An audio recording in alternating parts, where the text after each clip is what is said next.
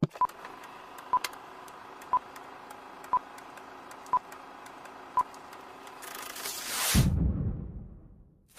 qui est très intéressant, c'est la chute vertigineuse de l'état de droit en France depuis que Hollande est au pouvoir. La gauche, en termes de liberté publique, se permet des choses que Sarkozy ne se serait jamais permis. La répression policière de la manif pour tous a été hallucinante. Moi, j'ai été marqué par les images des vagues de CRS sur les Invalides qui ont chargé la foule, mais de façon absolument hallucinante.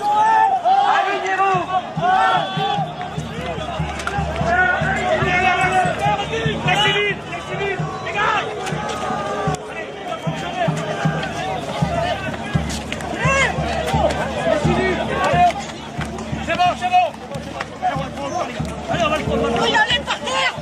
Putain de merde! On t'en parle!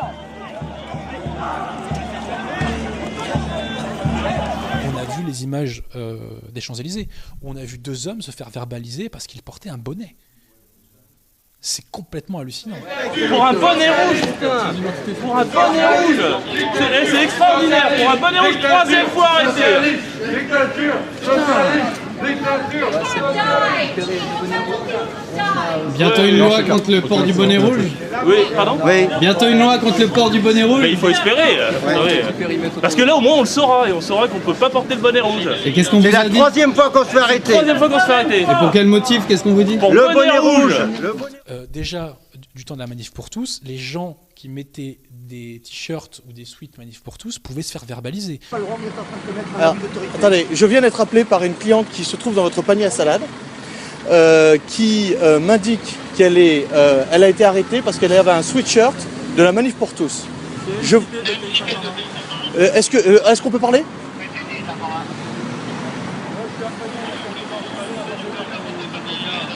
On a le droit de filmer, madame. Je suis avocat. D'accord. C'est un abus d'autorité qui est en train d'être commis. J'ai une cliente qui est là. Oui, oui. C'est 7 ans d'emprisonnement encouru, hein. 432-4. Je vous signale que les forces de l'ordre ont l'obligation de ne pas exécuter un ordre qui est manifestement illégal. Voilà. C'est l'article 122.4 du Code pénal. Et l'article 432.4 qui s'applique à vous. Donc nous attendons que nos clients soient libérés immédiatement et qu'ils soient libres d'aller et venir. Et chaque minute supplémentaire qui passe est une minute supplémentaire pendant laquelle est commise l'infraction de l'article 434 du Code pénal. Vous êtes maître? Jérôme Triomphe, avocat. Voilà. Très bien, merci maître. Et vous? Vous êtes monsieur? TI 520, je vous donne mon indicatif. TI 520, parfait. Voilà. Il fait meilleur dehors.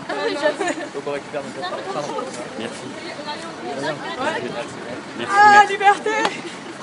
Liberté chérie! Vous êtes donc libre d'aller et venir. C'est la liberté fondamentale de n'importe quel citoyen qui a cette première des libertés de ne pas être arrêté arbitrairement par la police de la République française. Vous êtes libre d'aller et venir et de rentrer au palais de justice si vous le souhaitez, d'aller à la Sainte-Chapelle si vous le souhaitez et aller où vous voulez si vous le souhaitez. Merci! Donc en France, réputée démocratie, pour le port d'un vêtement, je ne parle même pas de la question d'un burqa, mais pour le port d'un vêtement normal, on peut se faire pincer par la police qui, au passage, je le dis, ne cesse de se déshonorer de membres. Que ce soit pour la manif pour tous ou on l'a vu pour les Champs-Élysées. Parce que qu'on vous donne des ordres de merde, je veux bien, mais qu'on les applique avec un tel zèle, ça c'est répugnant. Et ce qui est très intéressant sur l'interpellation des 2 Bretons au bonnet rouge qu'on a vu aux Champs-Élysées, c'est que nos racailles, elles, ont porte ouverte sur les Champs-Élysées quand elles foutent le bordel. Et là, les flics, on ne les voit pas.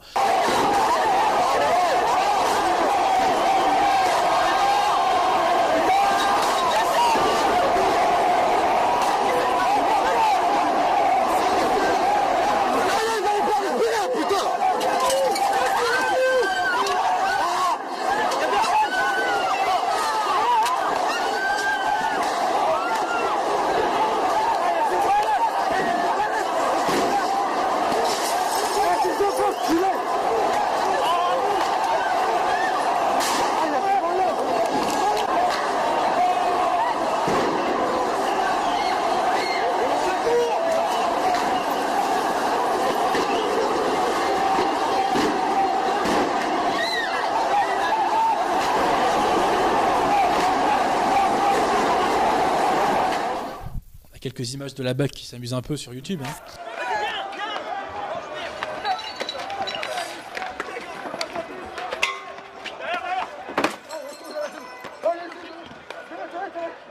Mais globalement, les Caïras avaient porte ouverte. En revanche, quand c'est le pays réel qui se manifeste, et là on revient à ce fameux article, quand c'est le pays réel qui se manifeste, c'est le coup de matraque. C'est le coup de matraque. Allons plus loin. Nos Caïras qui ont dévalisé le RERD de Grigny, aucun n'a pris du ferme. Aucun n'a pris du ferme. Alors que quand le jeune Nicolas, pendant la manif pour tous, avait refusé de se faire piquer de son ADN, il a pris du ferme. C'est quoi ces conneries? C'est quoi ces conneries? Tout ça a commencé sous Sarkozy. Ouais, mais c'était pas comme ça, c'était pas à ce point-là. Ça s'est mis en place, enfin, je veux dire, le mariage homosexuel. Enfin, Tout à fait. Mais tout ce qui se passe aujourd'hui, c'est la matérialisation de choses qui étaient. la gauche les a poussés à leur paroxysme. La violence policière, Sarkozy savait qu'il était attendu sur la question parce que le système nous avait vendu un Sarkozy autoritaire, enfin la gauche nous avait vendu un Sarkozy autoritaire, ce qui était la blague du siècle, Sarkozy autoritaire. Donc Sarkozy savait qu'il était attendu par l'opinion publique sur cette question-là, et donc du coup, si vous voulez, il se contenait. La gauche officiellement est cool. La gauche officiellement est l'amie du peuple. Donc la gauche se permet de taper sur le peuple de France. La police de gauche se permet de taper sur le peuple de France. Et je tiens à dire que c'est une tradition dans la gauche. Car la gauche a toujours fait tirer sur le peuple. En 1848, c'est elle qui assassine 5000 ouvriers à Paris. En 71, c'est elle qui extermine les communards. C'est la gauche de M. Dir qui extermine les communards. En 1906, c'est la gauche de Clémenceau qui fait tirer sur les mineurs. Et d'ailleurs, anecdote, Clémenceau, qui est au gouvernement, fait tirer sur les mineurs. Jaurès va à la tribune et il fait un petit speech dans lequel il s'en prend à Clémenceau. Et Clémenceau, qui est debout et qui le regarde, lui dit « Mais vous, monsieur Jaurès, vous me donnez des leçons, mais vous n'êtes pas le socialisme et vous n'êtes même pas le bon Dieu. » Et Jaurès lui répond « Oui, Clémenceau, et vous, vous n'êtes même pas le diable. » Et Clémenceau lui répond « Vous n'en savez rien. » Voilà. Et donc, tradition, donc, vous disais-je, de la gauche, de faire tirer sur le peuple. En 1934, la gauche tue. La gauche tue pour garder le pouvoir. La gauche se permet donc la gauche, c'est-à-dire les Lumières, la gauche se permet une violence contre le peuple que la droite ne peut pas se permettre. Et pourquoi la gauche, d'ailleurs, est aussi violente contre le peuple? Pour une raison fort simple.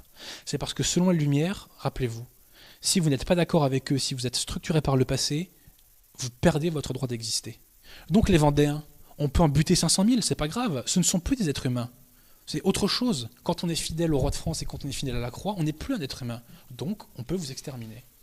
En revanche, quand on touche à un gay, alors là c'est un blasphème d'État et ça devient tragique. La gauche est plus violente que la droite, la gauche philosophique, donc des Lumières, est plus violente que la droite parce qu'elle déshumanise ses adversaires politiques. Prenons les antifas. Les antifas sont d'une haine et d'une violence hallucinante. Parce que pour les antifas, nous ne sommes pas des êtres humains. Que les têtes de l'antifa soient financées à la télé, je ne le sais pas, je veux bien le croire, mais moi, les petits bouffons qui étaient avec moi à la Sorbonne, par exemple, ces mecs-là, ils ne se posaient pas cette question-là. C'était des gens de gauche, ils croyaient défendre le peuple et compagnie.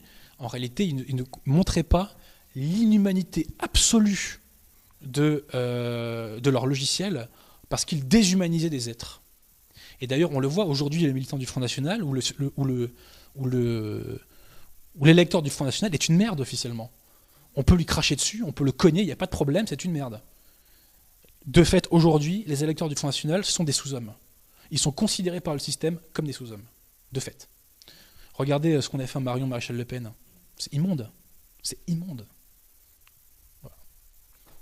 Ça fait toujours du bien de taper sur la gauche, je suis désolé, mais j'ai un mépris, mais au-delà de l'infini pour la gauche.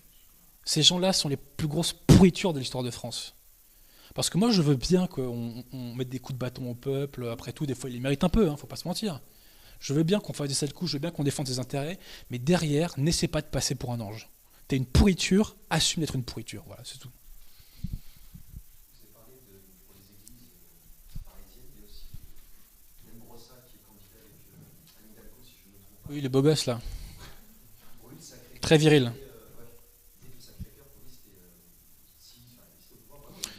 Oui. Mais ça s'appelle un républicain, ça, cher ami. Ça s'appelle un républicain. Non, mais oui, la gauche a une capacité à attaquer le cerveau qui est hallucinante. Le logiciel de gauche opère une régression intellectuelle de celui qui l'adapte. Il y a beaucoup de gens qui me disent mais vous tapez pas la droite. Les gens ne savent plus ce que c'est que la droite aujourd'hui parce que, comme je vous ai dit, elle n'existe plus en France depuis 1945. Elle n'existe plus parce que le Parti communiste a fait une hallucinante propagande révisionniste, lâchons le mot, sur ce qui s'était passé pendant la guerre. Je rappelle quand même que les premiers résistants sont les militants de l'Action française, que autour de Gaulle, il y avait la cagoule, il y avait des militants de l'Action française, il y avait des royalistes, il n'y avait pas de communistes avec De Gaulle en 1940, hein, je tiens à le dire. Et nos amis cocos, je le répète, pour que ça rentre bien, ont saboté l'armée française pendant la drôle de guerre au nom du pacte germano-soviétique. Donc les communistes ne peuvent pas se revendiquer de l'amour de la France. C'est un oxymore absolu.